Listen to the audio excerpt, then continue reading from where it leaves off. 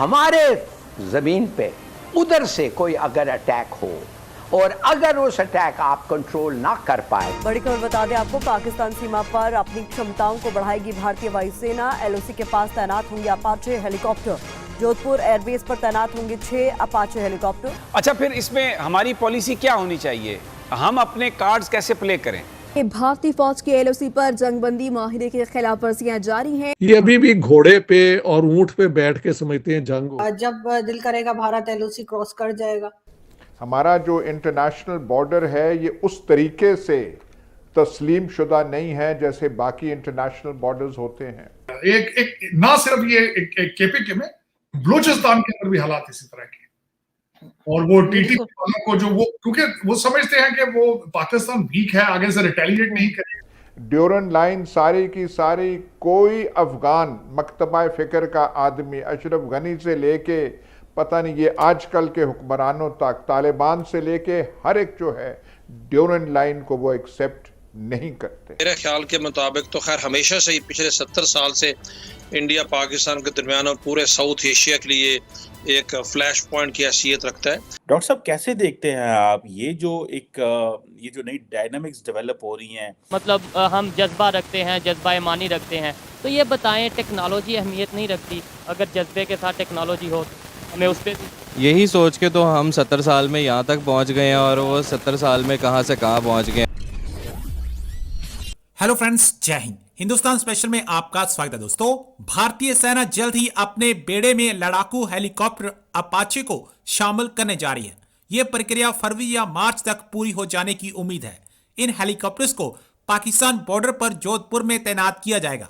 माना जा रहा है कि अपाचे के आने से सेना की ताकत में जबरदस्त बढ़ोतरी होगी। सीमा उस पार से किसी भी तरह की नापाक हरकत होने पर यह हेलीकॉप्टर तुरंत एक्शन मोड में आएंगे और मुंह तोड़ जवाब देंगे। जानकारी के मुताबिक भारतीय सेना एलओसी पर पाकिस्तानी सीमा के पास अपाचे हेलीकॉप्टर को तैनात करने जा रही है। अपाचे हेलीकॉप्टर का पहला बैच फरवरी या मार्च में हिंडन एयरबेस पर पहुंचेगा। सेना के वरिष्ठ अधिकारियों ने बताया कि हेलीकॉप्टर को पाकिस्तान बॉर्डर के पास जोधपुर सैन्य स्टेशन पर तैनात किया जाएगा। भारतीय वायुसेना के पास पहले से ही 22 अपाचे हेलीकॉप्टर का एक बेड़ा है। ये अमेरिकी हेलीकॉप्टर इस समय चीन या पाकिस्तान दोनों मोर्चों पर मुस्तैदी से नजर रख रहे हैं। जानकारों का कहना है कि अमेरिकी अपाचे लड़ाकू हेलीकॉप्टर दुश्मन के हर हमले को नाकाम करने की क्षमता रखता है। डॉक्टर साहब, कैसे देखते हैं आप ये जो नई डायनामिक्स डेवलप हो रही हैं, जिसमें वेस्ट ये सोच रहा है कि इंडिया को हम बहुत ज्यादा लिवरेज दे रहे हैं, बहुत कुछ दे रहे हैं? देखिए, अगर आप दोनों मुल्कों की पॉजिटिव रिलेशन से जो फायदे हैं, दोनों को बहुत ज्यादा है। मतलब अमेरिका का उतना पॉपुलेशन नहीं है जितना टेक एक्सपर्ट्स हैं इंडिया में। तो इंडिया का ब्रेन ड्रेन, इंडिया का इतना बड़ा दिमाग है कि आप इंडिया अगर एक छोटा सा हिस्सा भी अमेरिका को दे दें, डॉक्टर्स, इंजीनियर्स, एमबीएज वगैरह, तो अमेरिका का तो बहुत फ़ायदा होगा ही। नासा में सारे इंडियन पड़े हुए हैं, आप देख लें जहाँ भी आईटी सेक्टर्स में। किसी भी मेजर यूनिवर्सिटी के आप साइंस डिपार्टमेंट में जाएं और देखें प्रोफेसर्स कौन कौन से, they are all from Indian origin. ये और बात है कि वो यहाँ आकर अपना ग्रेजुएट स्टडीज यहाँ पे करते हैं इन top universities, but they are a major force. मतलब कंपेयर टू दूसरे इमिग्रेंट्स जो दूसरे जगहों से आते हैं, और इट टेक्स तकरीबन 12 से 14 साल लगता है एक नए इमिग्रेंट को to become productive on average, कि वो मुल्क के लिए पॉजिटिव कॉन्ट्रीब्यूशंस करें। लेकिन जो इंडियंस बंदे आते हैं, खासतौर से टेक के बंदे, वो पैकिंग भी नहीं करते, दे आर प्रोडक्टिव। मतलब वो एक दिन आए, दूसरे दिन से वो जॉब पे लग जाते हैं, स्पेशली जो H1 वगैरह पे आ रहे हैं। So the US has lot of benefit. India को भी बहुत बेनिफिट है। सबसे ज़्यादा रेमिटेंसेस अमेरिका से जाते हैं इंडिया के लिए। America is a source of employment, India का सबसे बड़ा ट्रेडिंग पार्टनर है। इंडिया की जो टेक इंडस्ट्री की जो बूम है, इट इज इनडायरेक्टली, तो क्या डायरेक्टली कह सकते हैं, because of America's consumption. America में ना सिर्फ वो लोग को भेज रहे हैं, बट बिजनेसेस भी, हजारों की बिजनेस हो रही है। We are looking at $120 billion of trade between India and the US.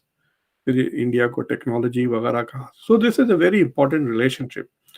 और ये एक छोटे से मुद्दे को लेकर ये जो खालिस्तानी इंसर्जेंसी है, आई थिंक वो जो नेगोशिएशंस जो हो रहे हैं ना बिहाइंड द सीन्स, मतलब ये G20 समिट के पहले से चल रहे हैं।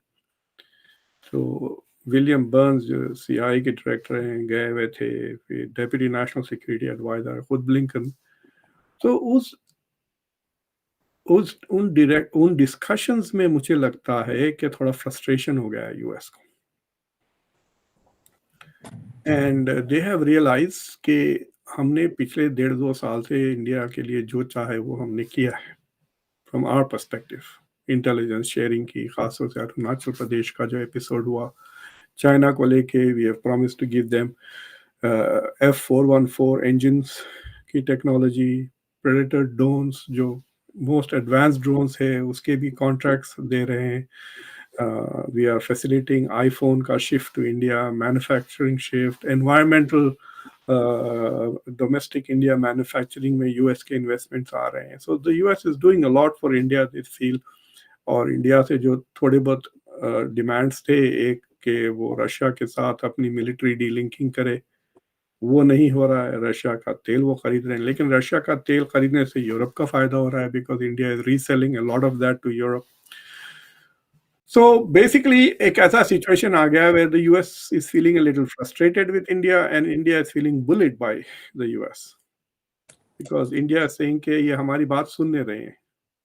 खुद के पास तो जहाँ भी टेररिस्ट है, जिसको चाहे उसको टेररिस्ट बना देते हैं और हमले कर देते हैं, और हम कह रहे हैं इतने सालों से कि भाई आपके पास खालिस्तानी पल रहे हैं, हमारी एम्बेसीज पे हमला कर रहे हैं, हमारे कॉन्सुलेट्स को जलाने की कोशिश कर रहे हैं। पिछले महीने 2 हिंदू टेम्पल्स पे हमले हो गए खालिस्तानियों के, यहाँ पर यूएस में। ये सारा एपिसोड्स होने के बावजूद, so the India is also getting frustrated with the US के they are not paying attention to India's national security interest. तो एकदम सडनली एक ऐसा सिचुएशन आया, but we don't know fully to what extent के ताल्लुकात खराब हुए हैं। हमारे पास सिर्फ 2 इंडिकेशंस हैं। एक कि जो बाइडेन ने अब इनविटेशन एक्सेप्ट नहीं किया, जिसके जवाब में इंडिया कह रही कि हमने फॉर्मली इनवाइट नहीं किया। वो अजीब सी बात है, मतलब मोदी ने अगर कह दिया तो क्या मोदी की जबान की कोई अहमियत नहीं है इंडिया के पास?